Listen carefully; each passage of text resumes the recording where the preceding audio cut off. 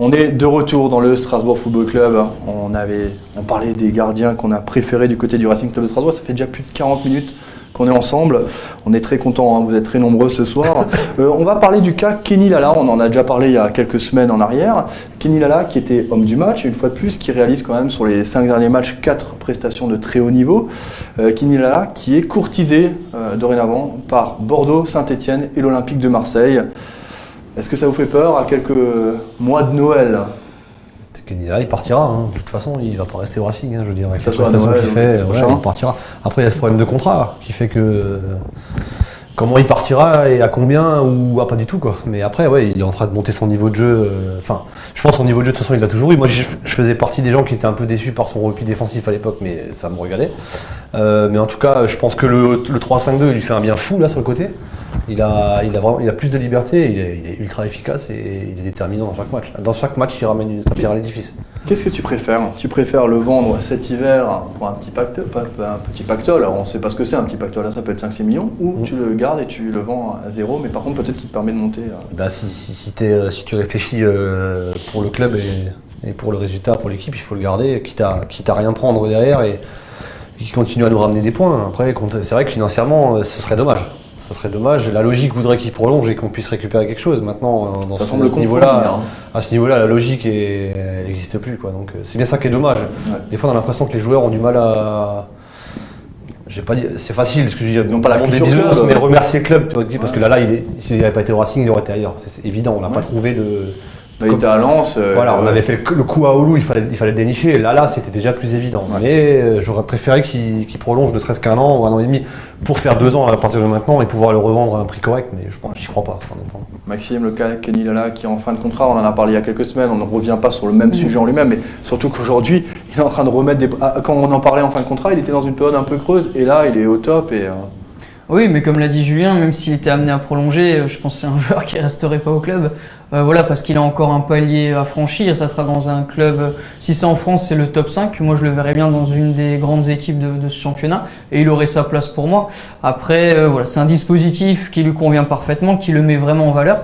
Alors, c'est toujours pareil, si on le vend à Noël, il faut trouver le joueur qui pourrait le remplacer dans ce dispositif qui marche bien actuellement. Peut-être que tu changes de dispositif alors. Ouais, mais il marche bien en ce moment, donc voilà, pourquoi rechanger à nouveau? Après, Gonzalez pourrait jouer à ce poste-là, peut-être pas. Est-ce que c'est pas un dispositif qui est aussi adapté justement par rapport à ces 2 joueurs-là et que derrière, si tu le perds, tu rééquilibres de nouveau avec une réorganisation là, quoi. Oui, bien sûr, ça serait une réorganisation à faire. Maintenant, s'il prolonge à Noël, voilà, pourquoi pas. Franchement, je suis vraiment curieux. Ça va être encore un dossier à gérer pour Marc Keller. Il s'en est toujours très bien sorti depuis qu'il a pris le club. Maintenant, comment est-ce qu'il va gérer ça? Moi, je lui fais confiance, mais je suis quand même curieux de voir la finalité. Marine, le cas Kenny Lala. Ouais, mais moi j'ai des doutes qu'il prolonge. Hein. Il avait déjà envie de partir la saison dernière, hein, si je ne me trompe pas. Donc je pense pas que son souhait serait de rester, surtout s'il prend de la cote au niveau des autres clubs de championnat. Donc il faudra apprendre à s'en passer à un moment donné. Réorganisation, autre schéma tactique sur le terrain, faudra tester. Peut-être que ça serait bon de tester sur un des matchs sans trop de risques avant Noël, à voir. Jackie, Nick Pérou. Il y a 2 choses. Hein. Il y a l'entraîneur. Si je suis entraîneur, je ne veux pas que Lala s'en aille. Je veux qu'il prolonge, mais ça, c'est que l'aspect sportif. Et puis, il y a l'aspect financier. Et je pense que si je suis président, je veux à tout prix le faire re-signer pour soit le vendre en fin de saison, soit lui faire un contrat de 3 ans et le vendre en fin de saison prochaine. Ça, c'est le 2e point. Et j'ai oublié le 3e point, qui est quand même important, c'est le joueur. Et si je suis joueur, je ne re-signe pas. Et je finis la saison et je m'en vais libre. Voilà, c'est comme ça. Après, c'est pas ce que je vous dis là, c'est les trois paramètres. Il y a le sportif avec l'entraîneur, le financier avec le président, qui bien sûr aimerait bien le faire prolonger et puis le vendre en fin de saison. Mais bon, je crois qu'il ne faut pas trop se faire d'illusions. Les joueurs ont des conseillers et les conseillers sont là pour avantager leurs joueurs. Et il n'a pas re-signé avant, donc il est en position de force à mon avis. De toute façon, c'est le joueur qui a la main.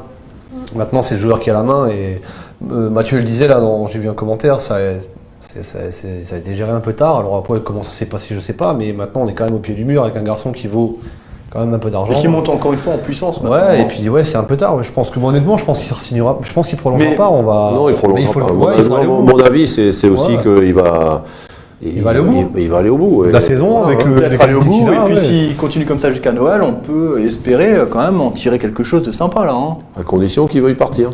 Ce qui est pas sûr. Parce que un joueur qui part- parce que s'il part libre, c'est pas pareil pour lui que si le prime, club la signature, dépense tout les ça, ça, t'as dit 5 millions, moi je sais pas, je suis un peu Il y avait une perdu offre de avec tout 3 ça. millions cet été. Voilà, mais une offre de 3 millions, bah, les 3 millions ils iront pas au club en fin de saison, c'est lui qui va C'est les lui qui va prendre. les prendre En la plus de signature. voilà, c'est comme ça que ça se passe dans les transferts. Ouais, on Enfin, est- ou dans les joueurs libres. Les joueurs libres, ils prennent ce que le joueur prend, plus qu'une partie de ce qui aurait été donné à un club. Hein. Voilà, c'est La ça. piste la plus chaude, c'est quand même les Girondins de Bordeaux pour cet hiver. Hein. C'est la piste la plus chaude. Hein. Donc Bordeaux qui sera peut-être éliminé déjà d'ici là de la Coupe d'Europe parce qu'en ce moment l'Europa League c'est pas leur fort hein, non plus.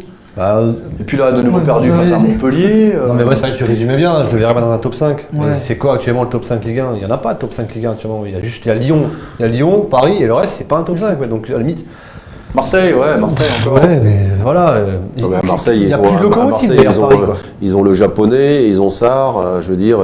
Mais il aimerait bien, ouais, mais on sait qu'il est proche de Bounassar. Il est proche de Bounassar Ouais, et on mais- sait qu'il aimerait bien aller du côté de Marseille. Hein. Oui, mais alors il va piquer la place à Bounassar. Alors je suis pas sûr que Bounassar il soit d'accord. Hein. Voilà, et je pense que Lala il peut espérer même encore mieux que Bordeaux, je pense. Ah oui. Ouais, largement, Bien sûr. mieux que Bordeaux. Pour partir pour Bordeaux, je pense pas. Là, je pense qu'il partirait pas. Saint-Etienne, pourquoi pas. Après, pourquoi pas l'Angleterre hein. Exactement. Ça peut Moi être je un pense que c'est profil comme ça que pour ça se l'Angleterre, finira. hein. Hein. À l'Angleterre, Ouais, ça serait je tout bénef pour le Racing, mais cet hiver. Ouais, il aurait le profil. Hein. Et puis sinon, il nous fera gagner encore parce qu'on l'a vu, hein, encore passeur décisif hein, sur la tête. Alors oui, certes, si c'est complètement troué, mais ce centre, il reste quand même somptueux. On se rappelle de son coup franc à la Méno aussi. Enfin voilà, Thierry Dallard revient très fort alors qu'on l'avait Non, quand même. il a été bon aussi défensivement dans ce remplacement, dans ses duels. Il a été. Je pense que c'est son match le plus abouti.